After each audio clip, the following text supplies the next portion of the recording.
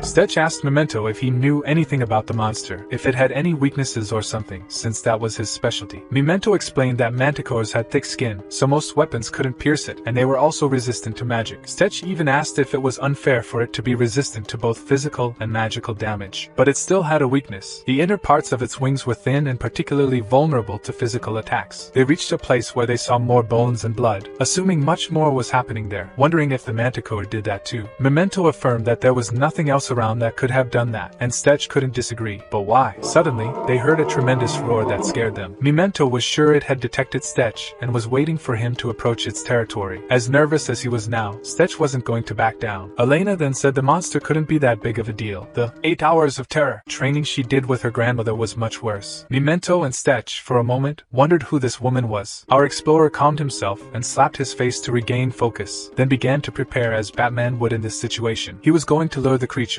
and Elena would stay here to provide support at the right time. Stetch trusted Elena completely, and said it was time to greet this creature. He said this while enchanting a dagger with his new artifact. Inside, he searched for the monster but found its egg instead. They were surprised because a manticore must be at least 50 years old to lay an egg, so it was rare to see something like this. Stetch assumed he wouldn't need to worry about money for a while if he could get his hands on that egg, but for a moment, he thought he was too addicted to his work. His focus was revenge. The monster took advantage of his distraction and almost swallowed Stetch's head whole, ending the Manhwa. Luckily, Stetch was quicker and didn't die a second time. The creature still didn't give up and nearly hit him with its long scorpion tail, which he blocked with his dagger. His weapon got wet with the acid from the venom. If that got on him, it would be a problem. Memento stated that the creature used its egg as bait because it knew it was very resilient and they wouldn't be able to harm it. Stetch didn't need to think much and decided the best thing to do was run, so he did. The creature roared furiously at him. How the hell did this coward decide to flee so quickly? As if challenging Stetch, the monster roared again. Our protagonist accepted the challenge and tried to use his fire and lightning magic simultaneously, covering the manticore's entire body with it. Then Memento warned him to be careful. The monster's tail almost hit him again, and this time it launched poisonous stingers. Stetch continued to run and throw magical attacks to lure it, and despite the high magical defense, the manticore felt some effect from the magic. It also kept launching stingers, which Stetch defended against. The creature then started receiving multiple arrow attacks, which also didn't affect its thick skin. After some time, the creature reached the trap and got stuck in the wires he had placed in the tunnel. Stetch then threw as many fireballs as he could, and Elena shot all the arrows she could. He shouted to add even more power because the creature was going to give in, but that didn't happen. The manticore, feeling cornered, roared so loudly that the attacks were dispersed. The duo now had to face the monster head-on. Determined to win, Stetch approached while Elena provided support. The monster covered its eyes to avoid being hit, so Stetch climbed even higher to hit directly on the wings. The stealth attack was effective, and now the monster decided to fight back. It hit him with its head, smashing him against the cave wall. He was injured and spat blood, worrying Elena, who could only shout for him and hope he would respond that he was okay. Stetch used recovery magic, and Memento reminded him that it wasn't effective. This magic only restored the body's health but didn't heal open wounds, injured organs, or broken bones. Stetch knew this and said it was worth the effort. That dagger was exactly where he wanted it, and now he just had to use it. He attacked the manticore with electricity magic, and this time the electric arc had a significant effect on the monster. Its scream of pain echoing throughout the underground. This made him very happy. His plan was working. The thick skin was resistant on the outside, but the sword made the electricity enter the body and damage the monster from within. Even though he had the advantage, the creature's resistance was so great that it was still holding on. With a roar of desperation, the monster nearly deafened everyone to disperse the attacks on it, then tried to use this moment to strike its vile stinger and defeat the insolent human. Stetch and Memento synchronized and used an air explosion magic to disperse the creature's attack, avoiding the stinger and the acid it also released. The creature also tried to attack with its claws, and Elena was alert to take advantage of any mistakes to blind the monster. The monster also realized the archer was the easiest threat to eliminate and decided to attack with its tail. Elena, confident in not being noticed, was almost severely hit. Stetch, with sharp eyes, anticipated the monster's movements and saved the future mother of his children. The tail was very annoying and dangerous. Because of this, Stetch warned her to stay away and just hide for now. He was sure the manticore was taking damage from the electric attacks, so why was it still standing? Memento agreed it was effective, but Stetch needed to land a critical hit to knock it out. The explorer missed his explosive sword. With it, he could blow it up through that hole, but unfortunately, the item had been left behind for repairs. With no choice, he concentrated everything on making even stronger electric spells, using maximum power. The monster's battery was at 100% and about to explode like an overcharged phone. Stetch used everything he had, but the monster didn't fall. Now he was in trouble. The manticore looked at him for a few seconds, then fell heavily to the ground. If he had been under the creature, it would have been a draw. Stetch focused on reaching the creature's neck as quickly as possible and didn't notice the monster's tail was about to strike him from behind. A powerful arrow prevented the tail from hitting its target. Elena watched everything carefully and wouldn't let the manticore do that. Stetch grabbed the shovel he had found earlier and would use it as a weapon. Hitting the spot where the dagger was near the monster's wing, he tore off the manticore's wing. The scream of pain could be felt even by him, and Stetch felt it in his ears, but the noise wouldn't stop him from continuing the attack. He drove the shovel deep into the hole where the monster's wing had been. The brutality left Memento and Elena speechless. Stetch fired a fireball into the hole, exploding the monster from the inside out. The impact sent pieces flying in all directions, including onto the veteran monster hunter, Stetch Atelier. Look at the size of the hole that became the area. The powerful attack also affected Stetch, so Elena ran to him with a healing potion. Memento had to acknowledge that it wasn't bad at all. His partner was proving to be an impressive warrior. Elena couldn't see Memento and didn't know of his existence, but she still had the same thought as the relic and praised her adventure companion. Stetch was incredible. He had won, but something felt strange. Elena and Memento asked simultaneously what was wrong. Stetch said the bodies this monster had eaten weren't here inside. Memento agreed that on the way here, they had seen many devoured bodies. This thing's stomach should be full to the limit. Stetch also thought about the egg. This manticore seemed to be male. At that moment, everyone's hearts pounded, and then a stealth attack surprised Stetch. A tail was about to blind our protagonist when Elena, in milliseconds, kicked Stetch out of the attack's path, saving him. Before he stopped sliding on the ground, Stetch warned Elena to watch behind her. The monster's tail had grabbed the girl by the neck and was ready to break it. In desperation, Stetch shot an air explosion, hitting the tail precisely and freeing the elf. That was close. Stetch should have known there were two due to the egg. This one was the female and much larger than the male. Moreover, it was much faster and stronger than the previous manticore. Its attack was so swift that he couldn't dodge it. Stetch was thrown toward the creature's tail, and this time there was no saving him. He was skewered like a kebab, right through where his heart should be. The pain of being impaled and the venom's acid corroding him was maddening. Seeing this, Elena should have gone into shock, but Stetch, still conscious, ordered her to retreat again. This was the manticore the informant had reported. Its wing was injured. Stetch used a fireball to attack the monster and free himself.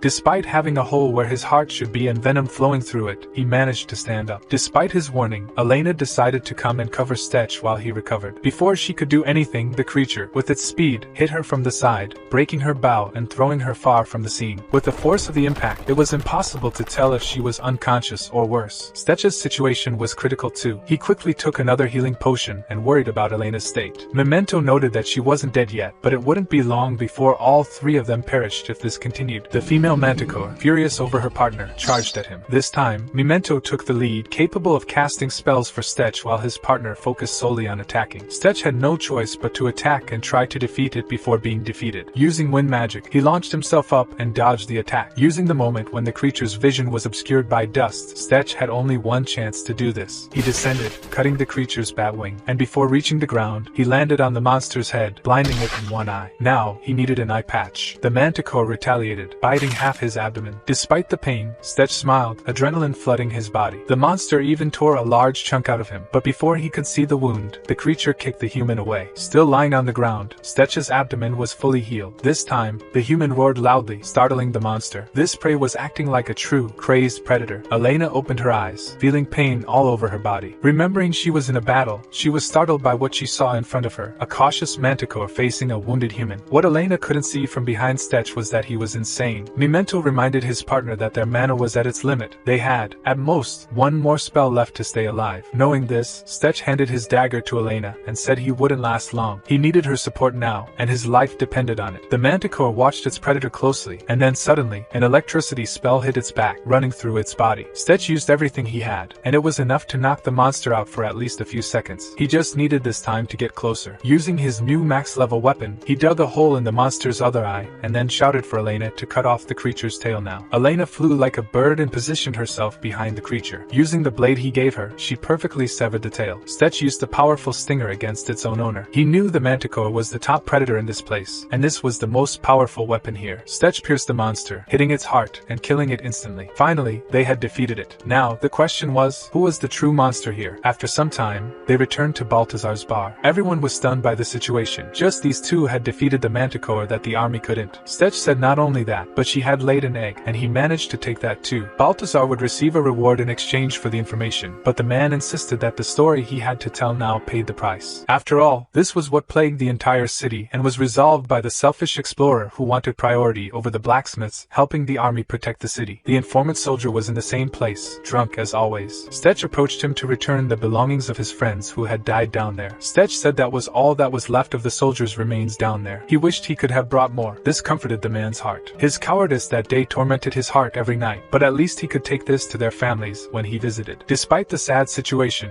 Stetch was happy to have helped someone on his adventures. That night, an alchemist visited the bar, having heard there might be a manticore egg there. Casper was amazed by the egg, while Letty was impressed by the creature's leather. Balthazar warned everyone that if anyone lost or damaged these items, he would personally drag the responsible party to hell. Stetch laughed at the excellent customer service, feeling at ease. Letty didn't know what Stetch had done to kill the creatures, but their hides were quite damaged. She knew that was the least of the problems when fighting a manticore, as it was almost a miracle he had returned alive. Stetch agreed with her, saying that if he had worried about the hide during the fight, he would have died in an instant. Casper informed him that the bag on the table was the leftover money from upgrading his weapon. Stetch was surprised to see so much money left over. The blacksmith said his sword was in the workshop and should be ready by the next day, but the armor would take about 3 days to complete, even if they started now. The protagonist was shocked to hear this, as he believed it would take much longer to cure and tan monster hides, but Letty said only amateurs took that long. Elena arrived with a problem. She asked if there was any chance to repair her bow. Letty declined, and the protagonist assumed it was too damaged to be improved and would need to be remade. However, that bow was crafted with elven technique, so Elena wondered if something of the same quality could be made. Stetch apologized to her, as it was his fault her bow was so damaged. She was saddened because it was an old bow given to her by her grandfather, knowing it would eventually wear out. Memento appeared and agreed with her, making Stetch feel even more guilty about the destruction of such an important bow. The protagonist suggested they visit the blacksmith the next day to see if they could fix it. She thanked him sadly, wished him a good night, and went to her room to rest. Memento asked if he thought they could find something with elven craftsmanship. Stetch was so irritated he wanted to tell Memento to shut up while he thought of a way to help her. Meanwhile, Prince Gerald was commanding the soldiers to rebuild the defensive wall as quickly as possible before the next wave of monsters. Nothing was going according to plan. A soldier appeared and reported that Castle Brendan had made contact, and that this time was different, making Gerald anxious. The person contacting them was Balstock, who asked how the prince was doing, which pleased Gerald as it came at the right time. He asked if anything had disappeared. Gerald became a bit anxious and informed the prince of a problem. Balstock asked if he remembered sending a task force to retrieve an artifact from a new dungeon a few weeks ago. The prince held his head, imagining they might have returned empty-handed, but the situation was worse. Balstock reported that he had sent a team to monitor them, and they reported the dungeon was in ruins. The prince was worried because this meant someone already had the artifact, and wondered if his royal guards had betrayed him. But that wasn't the case, as all the royal guards were chosen from orphans with nowhere else to go, and were all bound by a blood magic oath. There had never been a single traitor until now. Prince Gerald knew Balstock trusted his guards, so he didn't doubt their loyalty. But this wasn't just about an artifact. His dignity was at stake. He didn't know what his brother Alfred would do if he found out, so he instructed Balstock to find them as quickly as possible. Back to our protagonist, Stetch, while having breakfast, asked about the number of weapon shops in the area area. Balthazar mentioned that Stetch's girlfriend had gotten up early and left. After thinking for a moment, Balthazar warned that there were many strange men in the city these days, so Stetch should be careful. He threw the napkin at him, insisting she wasn't his girlfriend, and ran off to find Elena. Later, he arrived at the market, wondering where she had gone. He remembered he had never explained the value of money to Elena. He hoped she wasn't being taken advantage of, but Memento suggested he not worry about her, as she was more cautious than him. He overheard some people talking to a girl and turned to see Elena with a stranger. Suddenly, Stetch was startled by a loud noise. What he saw didn't surprise either the protagonist or Memento. Just 3 men stood no chance against that girl. One man furiously charged at him with a dagger, but before he could strike, Stetch punched him, sending him crashing down hard, terrifying his companions. Elena didn't waste time and left the man with a broken skull, damaging some nearby walls. Stetch asked if she was okay, and Elena questioned if he was worried because she couldn't defeat that woman in the dungeon last time. Stetch was definitely not concerned for her safety, but rather the danger of her killing these men by overexerting her strength. Moving past this, he wanted to find a safer place. On the way, Elena wondered what he was doing there. He had come looking for her and asked why she had left so early in the morning. Elena explained that elves believed ancient valuable tools contained the spirit of their ancestors, and her bow contained her grandfather's soul. She was determined to repair it as soon as possible. Her words pierced the protagonist from all sides, making him feel even guiltier, groaning in pain. Memento was surprised to realize that the elf was much cleverer than he thought, as she was trying to make Stetch feel guilty. She was murmuring about burning the bows, although finding a sufficiently isolated place was difficult. Elena visited some shops but didn't have the courage to go in, fearing they might discover her elven heritage. Stetch understood what had happened and asked for some time, confident he could find a bow she liked, as promised. Memento laughed, thinking he might be joking, and wondered where he would find something to replace a bow that meant so much to her. Stetch told him to stay out of it, but his artifact did not take orders. Stetch called her over to check out one of the shops he found, and they entered. He assumed that being a mining city, there would be all sorts of rare items available there and asked if anyone was around. Elena found some bows placed aside, and the protagonist was happy she found one she liked, which looked quite elegant. She commented that the wood of those bows was agonizing to be destroyed, and that their craftsmanship was poor. Hearing this, both Stetch and Memento were sure they would never find a suitable bow for her. The shopkeeper came out, apologizing for being busy hammering something, and asked if they were looking for anything specific. Memento asked to speak with Stetch before he talked to the shopkeeper. His artifact commented that while there was a lot of random junk, there were some rare items hidden there. The protagonist needed clarification on this, knowing that Memento saw things differently from humans. So, he asked his artifact what it saw. Memento was holding something that could be perfect for Elena but wondered what it was. Later, she looked at the weapon he had given her, and the protagonist was pleased she found a weapon she liked. Stetch was surprised by the idea of using a magical tool that adapts to the user's mana. Elena thanked him for the gift and named the weapon Lecordacchio, which astonished him as she had already named it. The protagonist felt uncomfortable having put these cursed items in the store, and his body started to feel strange and heavier. He tried picking items that wouldn't attract attention, but Memento felt great absorbing the sweet scent of dark energy and death, making him seem worthy of being called a partner. But Stetch didn't like it at all. Elena asked when they would leave. Stetch explained that Letty said her equipment was ready, so they could leave as soon as they picked it up. Later, they left the city and soon were killing goblins, just as Goblin Slayer liked to do, kicking them like soccer balls. Stetch was on alert when he saw a goblin chief and ensured that they were close to a village called Jelen. If that was the case, the chief in the village wasn't putting much effort into protecting the surroundings. He instructed Elena to handle the others while he dealt with the big one. She confirmed she had no problem and began punishing the nearby goblins. The goblin leader charged at the malicious human with his spear. At first, it seemed like he had hit him directly, but to his surprise, the human was tough. Stetch grabbed the spear, smiled like a villain, and suggested they speed things up.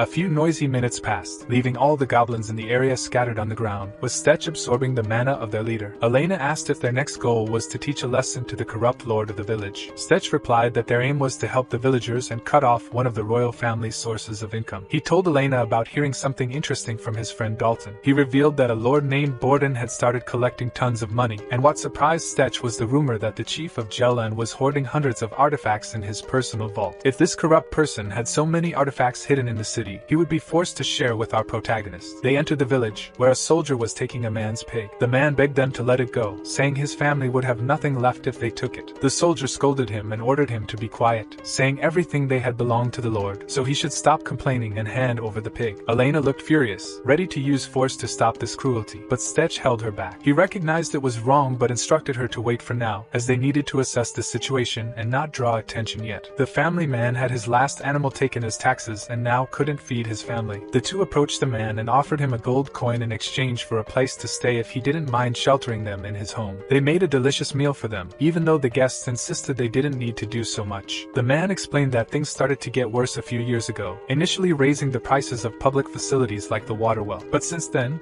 taxes had increased so much that they now had to give more than half of what they produced to the town leader. Additionally, the situation was so bad that the lord didn't have enough supplies or money to leave the town. Stetch was speechless hearing the man's story. The people here couldn't save money and were indebted to the lord of the lands, everyone trapped by debt. Elena was even more furious upon learning how the men treated people in these lands, even taking the farmers' lands if they couldn't pay the high taxes. The man added that even the town soldiers weren't spared and had their wages reduced, making our protagonist think about how stupid the town leader was. By doing such idiotic things, he weakened the town's economy and security. After hearing everything, Stetch asked how the man knew so much. The man said the village bar was where you heard everything and got any information. Stetch remembered how Dalton always knew all the gossip from his town and the kingdom, and how the bar was where they should go. Later, the soldiers in the tavern were surprised because they had never seen Stetch before. They asked what his profession was, as he had just defeated a man in an arm wrestling match. Stetch laughed and replied that he worked here and there as a mercenary. The soldier was surprised to hear about the mercenary, sensing something different about him. One arm wrestling match was enough for the men to become friends, and the man offered him a drink on the house. While they were talking, the man was surprised to hear from the young mercenary that there were goblins near the village. The soldiers were supposed to keep the surroundings safe, but Stetch insisted he even encountered a goblin leader. In the end, the soldier accepted his words, but if Stetch had defeated them, they were safe again. Our protagonist mentioned he had barely escaped with his life. He even said only an experienced man like the soldier could handle that goblin leader. First, you beat a man in a test of strength and then recognize his strength and praise him. Just a few steps, and now the soldier respected him and started sharing his stories. After some mugs of mead and many stories and laughs, Stetch heard everything about the village, and how the chief had a lot of money and bought all the artifacts he could. Stetch then revealed to the men that this was perfect, as he had an incredible artifact with him and was interested in selling it. The men's greedy eyes gleamed like politicians eager to embezzle money, making Stetch disappointed at how easy these idiots were to read. The man laughed and admitted that their chief would buy any artifact, even if it had fallen into a used toilet. If the young man took it to the castle, he would get a good price. He explained that these matters were handled by Grandmaster Chelsea. Stetch left the bar a bit tipsy. Elena remarked that he took a long time, asking if he got the information. Our protagonist felt embarrassed for making her wait so long. They talked a lot and drank too much, but he got the information. While walking, Elena commented that she didn't understand why humans liked drinking that bitter liquid so much. After some time, the elf mentioned they were being followed. Stetch picked up a stone, used an artifact to enhance it, and threw it in the direction of the person, showing he knew they were being followed. He simply ordered them to leave if they wanted to keep all their teeth, but instead of fleeing, they gathered to confront the outsider mercenary, shouting at him to hand over the artifact and leave the town. Before the man could say another word, Elena broke the soldier's teeth. Using her knee, she stomped on the man and jumped 3 meters into the air. Even Stetch was surprised, telling her not to attack people while they were talking. He even commented that he didn't know how he had managed to defeat her in the past. Memento made sure to mention that our protagonist only won because he was buffed by him. Before Stetch could join in to help, she had already broken the teeth of 5 soldiers. After a few minutes, all the soldiers were tied up. When Stetch saw the leader of the soldiers, whom he had befriended at the bar, he made sure to kick him in the face. He then approached the man and asked how they had assembled this group so quickly to come after him. Was this all planned from the beginning? It seemed they had a habit of robbing people around here. But he asked, who is the boss organizing this? These idiots couldn't be capable of doing this on their own. He said he wanted the person's name right then. If he didn't speak in 3 seconds, his fingers would be the least of his worries. After much persuasion, the man didn't hesitate to say that the person responsible was Grandmaster Chelsea. This left our protagonist doubtful, but the man confirmed it was Lord Chelsea who sent them here. He even explained that the Grandmaster ordered them because Duke Borden had been spending too much money on artifacts, so they needed to replenish the town's funds. Stetch was embarrassed to realize that the men hadn't even thought about stealing for themselves. They were just following orders for this idiot. He then asked if they knew where this person kept the artifacts. Before the soldier could respond, the man from earlier intervened, saying they didn't know. He shouted that Lord Chelsea was very cautious about spreading his information. Not even a common soldier knew where the artifacts were. Stetch agreed that made sense, but the soldier from before shouted that he knew something suspicious. Near the chief guard's barracks, there was an unusual post. He mentioned seeing them taking a large piece of meat down there. Stetch quickly asked, "What use is this information?" "I don't want to know about a pile of meat," the soldier replied. "Are you dumb? How is this useless? If there's a large amount of meat being taken down there, it means there's a wild monster. This means the monster guards the dungeon or the place where the town chief stores his valuable relics." Then we are shown the chief of Gel and Borden. The man received a visit from the Grandmaster named Chelsea. He came to ask if there had been a response from Prince Laptors. The town duke said he didn't need to be impatient. They should only worry about fulfilling the order, which was to increase the artifact collection for him. The duke explained that he was particularly interested in the latest artifacts they had collected, especially this last one, which was worth more than the other two combined. Borden said they had to send these artifacts for the prince to see personally. If everything went well, they would be set for life. He emphasized that Chelsea's job was to ensure nothing interfered during this time. Now, back to our dear explorer's house. He was staying at a villager's house and had hidden the guards he defeated last night in that house too, before executing his plan to steal all the town chief's relics. These people couldn't leave and reveal his presence in the town, so he told them, "If you don't make any noise, you can leave alive after I finish my job." Our protagonist then prepared some kind of potion while telling Elena they should get ready to infiltrate that well and get the town chief's treasure. If they were smart, there would be many protective traps in that well. Even though he didn't know exactly what was down there, the best way to get in was through the well itself. Elena had no objections but asked how he planned to enter that well without any guards noticing and how he would deal with the possible monster inside. While preparing a potion, Stetch said that the monster inside was definitely a living, biological creature. Since it ate meat, it was a carnivorous creature. All they needed to prepare was a special meal to keep it calm. While staring at the potion that would solve this part, he wondered, "The problem now is getting out of there. How will I do that?" He replied that in this situation, he would need Elena. She had to cause a distraction at the right moment so he could escape the place. He said she could use any method to draw attention, even throwing a meteor on the town. The important thing was to distract all the guards. After hearing this, she wasn't worried. He would go in alone, deal with the monster, and escape with the artifacts. This had to be very dangerous. She asked, "Why can't I go with you? Am I just an obstacle? Is that what you're saying?" Smiling, our protagonist said that wasn't the case. It was a two-sided operation. She was definitely important to help him escape while staying outside. Then he asked, "Can you do that?" With these words, she was very pleased while admiring her artifact and said yes, he could count on her for everything. At night, while our protagonist observed the place, he heard a noise that caught his attention. Looking closely, he saw it was a pig Elena had hunted and said it was a good job. It was bigger than he expected. He then took his dagger and said he would prepare the perfect meal for the creature by adding the potion he had prepared and cutting some pieces. Elena observed the place he would have to invade and said there were many soldiers there, asking how he could get past all of them, especially carrying such a large piece of meat on his back. The protagonist was almost done climbing the castle and regretted having to carry something so big. He climbed the wall but now had to pass unnoticed by the guards. Choosing a spot, he found the well the soldier had mentioned. Using his stealth, he entered the castle and then opened the well, from which a horrible smell came out. He said this was definitely from a monster, so there was a very large monster down there. Memento told his partner to be quicker and throw the food before the guards noticed his presence. While trying to throw a huge piece of pork down, he heard the familiar name Chelsea. A man approached, asking the guards if they were doing their patrol job well. Although they said nothing unusual was happening in the regions, he ordered them to increase security and stay more alert. Stetch hid and was barely noticed by the soldiers. With his heart still racing, he said this was thanks to his reflexes, which had increased with experience. Memento commented that the man was their chief and was even stricter. If they were ordered to increase security at this moment, it was because they were about to do something important. Stetch also didn't understand the point of collecting so many artifacts just to keep them stored in a room. They talked while Stetch was holding on at the well's entrance. He said that once he was sure the bait was taken by the monster, he would go down. After some time, he jumped into the well. He commented that his nose must be broken because he could barely smell the horrible odor he had smelled earlier. His thought was interrupted when he heard the breathing of something very big in front of him, a sleeping monster that he recognized as a Burnipa. Memento wondered how they managed to bring this monster from the swamps to here. Stetch said it was very interesting, showing that nothing was impossible if you had a lot of money. He passed calmly in front of the monster and said he had used a very large dose of sedative. It definitely wouldn't wake up for some time. Memento still didn't understand how they managed to keep this creature under control. What were the humans doing? After walking, Stetch reached a locked door. He commented that for a normal person, this would be an obstacle, but for him, there was no